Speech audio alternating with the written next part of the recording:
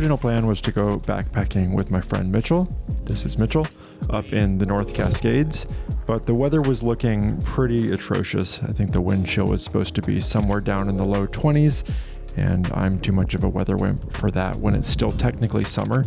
So we decided that it would still be fun to do a quick trip up to Mount Rainier National Park instead. This way, even if the weather sucked, we'd be sleeping in our cars overnight at a much lower elevation rather than in tents on top of a mountain pass, and would only have to suffer during the day instead of all night long.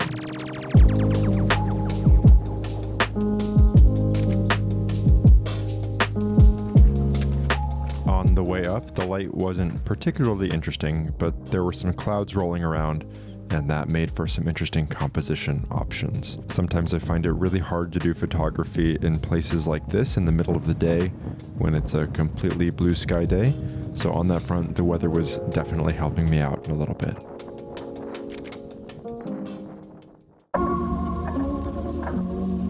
When I'm doing travel photography as opposed to just like landscape photography, it can be nice to have a friend along to use as a figure within the composition. And I find that these photos are much more likely to sell. It also just gives me something else to focus on when the light isn't particularly amazing. So the plan for this trip was to make it up to the Fremont Lookout. There are a bunch of these old fire lookouts all across Washington and the Pacific Northwest, but I don't think I'd actually ever been to one, which is a little bit ridiculous. I've been here for a while now, but it was finally time to check that off the bucket list. There are some of these fire lookouts that you can spend the night in. Some of them you have to reserve, some of them are first come first serve for free, but you can't spend the night in this one, so I'll have to do that another time.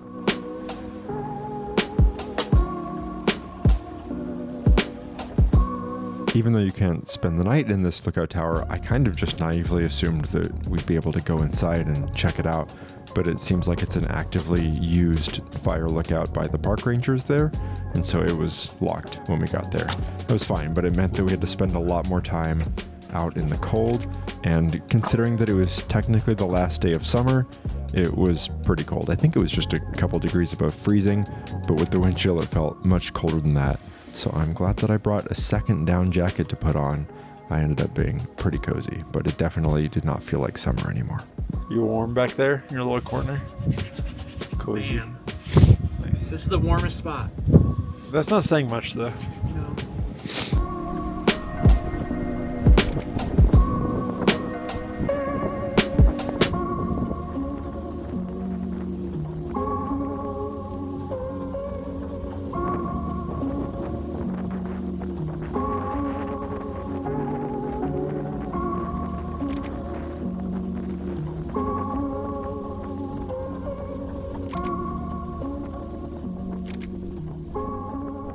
On this trip, I was using the Fuji X-T5 as usual, along with the 16 to 55 zoom lens.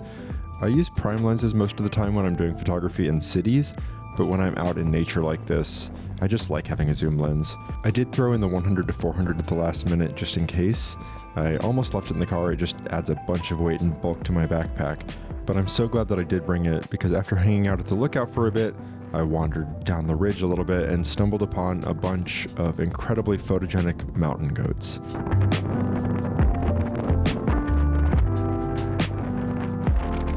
They were pretty close to us and didn't seem to mind us being around too much as long as we kept our distance, but I still wouldn't have been able to get any really good shots without that long lens.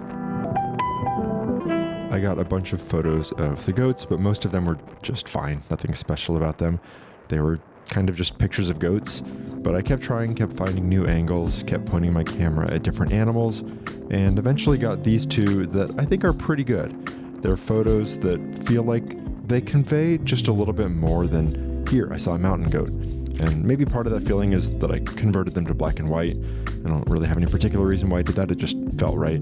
But I think the facial expressions of the goats and sort of the simplicity of the compositions also go a long way to making these feel just a little bit more special than most of the other shots that I got. Dude, I'm frozen solid and my nose is just like running. It feels like midwinter, not the last day of summer, technically. So we originally planned to stay for sunset, but it wasn't looking like the clouds would clear anytime soon. so we just decided to make our way back to the cars. We ended up running into someone later on the trip that we'd seen at the top, and he stayed just a little bit longer until the light faded, but he ended up getting snowed on, so I think we made the right call. Anyway, it was a fun hike. It's nice to be able to just do short trips like this so close to home. I've spent a lot of time doing these big, multi-day, dedicated photography trips, and because of that, I've kind of neglected these short trips, but they can be really great as well, a lot of fun, and not quite as much pressure. So I'm going to try and do a little bit more of them going forward, and I will film some of them for YouTube. I'd like to thank my Patreon members for supporting the channel. It's the best way to directly support the work that I do, and in return you get access to bonus content like monthly update videos, editing videos, and behind the scenes of my career as a travel photographer.